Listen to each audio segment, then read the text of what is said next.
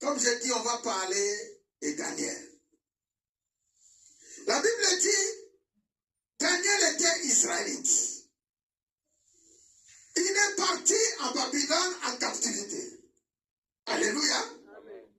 Mais Daniel, arrivé à Babylone, il n'était pas en prison. Est-ce que vous imaginez que Daniel, en vivant dans la maison du roi, selon Dieu, il était en captivité?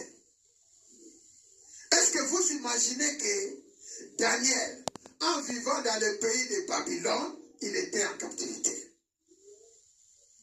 Est-ce que vous imaginez que tout le temps que Daniel a passé, bien qu'il était libre, en train de manger, boire, en train de rouler dans les belles voitures, dans les rues de Babylone, mais il était, d'après Dieu, en captivité?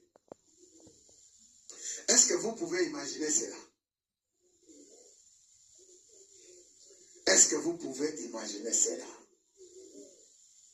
Est-ce que vous avez déjà réfléchi à ça? Aujourd'hui, mes frères et sœurs, nous sommes comme des Daniel dans ce pays. Daniel azalaki na prison te na kati ya Babylone. Alléluia.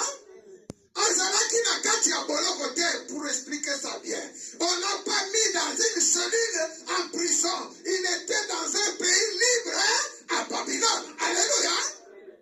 Mais c'est étonnant. Quand il lit les passages, la Bible dit, je vous ramènerai.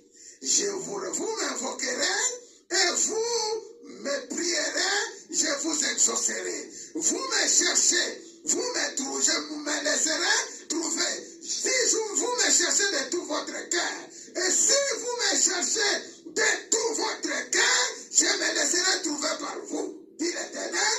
Et la suite, je ramènerai vos captifs. Alléluia. Je vous rassemblerai de toutes les nations, de tous les lieux où je vous ai chassés, dit l'Éternel. Je vais rassembler tout le monde.